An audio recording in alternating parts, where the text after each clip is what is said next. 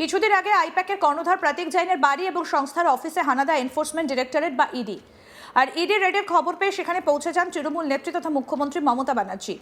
File হাতে বেরিয়ে আসতে দেখা যায় তাকে। সেই ঘটনা ব্যাপক তোলপাড় ফেলে দেয় গোটা রাজ্য রাজনীতিতে। বিষয়টা গড়ায় আদালতেও। এবার মঙ্গলবার সাংবাদিক বৈঠকে এক প্রশ্নের উত্তরে মুখ্যমন্ত্রীর হলফনামা প্রসঙ্গে বলতে গিয়ে তীব্র কটাক্ষ করলেন রাজ্যের বিরোধী দলনেতা শুভেন্দু অধিকারী। তিনি বলেন, মুখ্যমন্ত্রী যে সারাক্ষণ মিথ্যে কথা বলেন হলফনামাতে আর একটা প্রমাণ। আমি মনে করি এতেও তিনি নিজেই ফেঁসেছেন। কিন্তু এমন কথা কেন বললেন শুভেন্দু? আসুন বিস্তারিত শুনি কি বললেন বিরোধী দলনেতা শুভেন্দু অধিকারী। শুনুন। ইডি আইপ্যাক সরকারি দ্বন্দ্ব মুখ্যমন্ত্রী সেটা নিয়ে আজকে সুপ্রিম কোর্টে শুনানি হতে পারলো না, তার কারণ আমি জানি, আমি বলে দিচ্ছি। আরেকটা কথা আমি অ্যাড করি, প্রশ্নটা করুন। ইডির পারমিশন নিয়ে নাকি মুখ্যমন্ত্রী ফাইলগুলো নিয়ে এসেছে। আপনাকে বলি, ইচ্ছা করে বেশ কয়েকদিন আগে এই মামলা গ্রহণ করে। প্রথমত ওরা মেনটেনেবল পয়েন্টে বলেছিলেন, সেটা সুপ্রিম কোর্ট প্রথম শুনানিতে গ্রহণ করেননি এর আগে। এবং উল্টে যে কমেন্টগুলো করছিলেন লাইভ লতে সবাই দেখেছেন, আমি সেটা রিপিট করতে চাই না। কলকাতা পুলিশ যেভাবে রাজ্য পুলিশ এবং কলকাতা পুলিশ ইডির বিরুদ্ধে উল্টে মামলা করেছিল, তার উপরে স্টে লাগিয়ে দেন। এটা প্রথম শুনানির দিন হয় এবং সেদিন রাজ্য সরকার, রাজ্য পুলিশ তথা কলকাতা পুলিশ এবং পার্সোনালি শ্রীমতী মমতা বন্দ্যোপাধ্যায়, যিনি মুখ্যমন্ত্রীর দায়িত্বে আছেন, তাকে হলফনামা জমা দেওয়ার নির্দেশ দেন। এরা সুকৌশলে হলফনামাটা গতকাল লেট ইভিনিং, কার্যত রাত্রিবেলা দেয় এবং হলফনামাটা পড়ার পরে ভারত সরকার এবং ইডির পক্ষ থেকে পাল্টা রিপ্লাই দেওয়া আইনগত প্রথার মধ্যে পড়ে। নইলে হিয়ারিং শুরুও হতে পারবে না, হিয়ারিং কনক্লুডও হতে পারবে না। এদের বিষয় হচ্ছে মুখ্যমন্ত্রী নিজে ফেঁসে গেছেন, তার সঙ্গে থাকা নন্দিনী চক্রবর্তী, রাজীব কুমার, মনোজ বার্মারা ফেঁসে গেছেন। তাই তারা এটাকে লিঙ্গার করতে চাইছেন। তাই অনেক আগে থেকে বলার পরেও হলফনামাটা দিয়েছেন লেট নাইটে, লেট ইভিনিংয়ে, রাত্রে। তাই স্বাভাবিকভাবে ভারত সরকারের পক্ষে এবং ইডির পক্ষে যারা ছিলেন সিনিয়র ব্যারিস্টার বা লয়ার, তারা এর উত্তর যাওয়ার জন্য কয়েকদিন টাইম চেয়েছেন। যথাযথভাবে আইনি প্রক্রিয়া পদ্ধতি মেনে সর্বোচ্চ আদালত 1 সপ্তাহ টাইম দিয়ে 10 তারিখ মঙ্গলবার 2টোর সময় এই মামলা শোনার জন্য রেখেছেন। আপনি যে প্রশ্ন করেছেন মুখ্যমন্ত্রীর করা হলফনামা, মুখ্যমন্ত্রী যে সারাক্ষণ মিথ্যা কথা বলে হলফনামাতে আরেকটা প্রমাণ। এবং এতেও আমি মনে করি নিজেই ফেঁসেছেন। তিনি বলেছেন তার দলের অত্যন্ত সেন্সিটিভ কিছু ডকুমেন্টস তিনি ইডির তল্লাশিরত আধিকারিকদের কাছ থেকে কথা বলে অনুমতি নিয়েছেন। এর উত্তরে হলফনামাতে ইডি কি বলবে এটা আমার দায়িত্ব নয়, আমি জানিও না, আমার সাবজেক্টও নয়।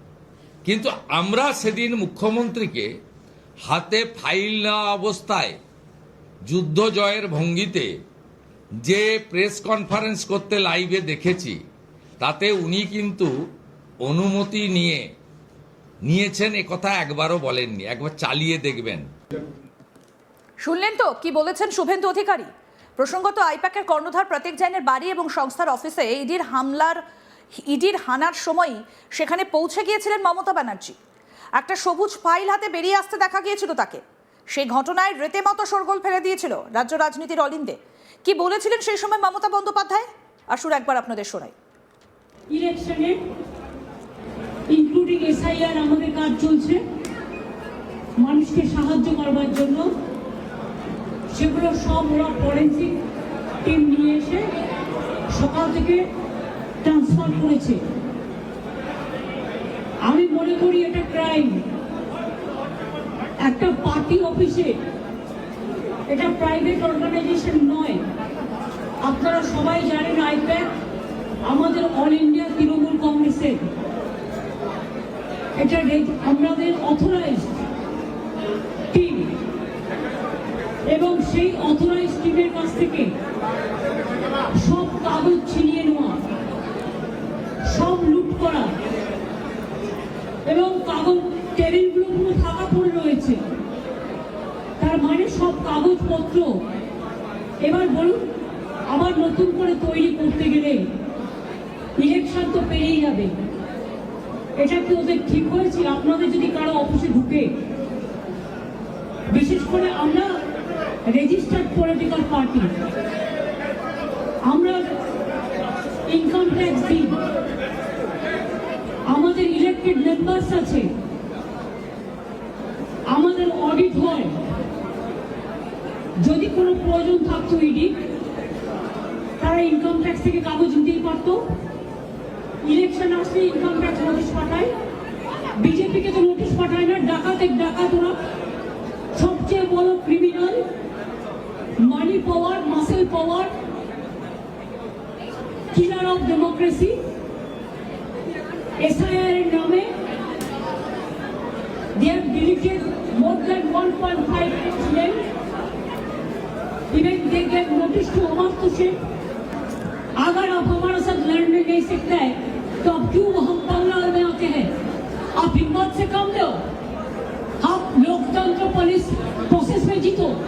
आप एजेंसी लगा के हमारा पेपर लूट करते हैं, लूट, बोलते झूठ, हमारा पेपर लूट करते हैं, हमारा स्ट्रेटेजी लूट करते हैं, हमारा डेटा लूट करते हैं, हमारा वोटर लूट करते हैं, हमारा बंगाल को लूट करते हैं, हमारा भाषा को लूट करते हैं।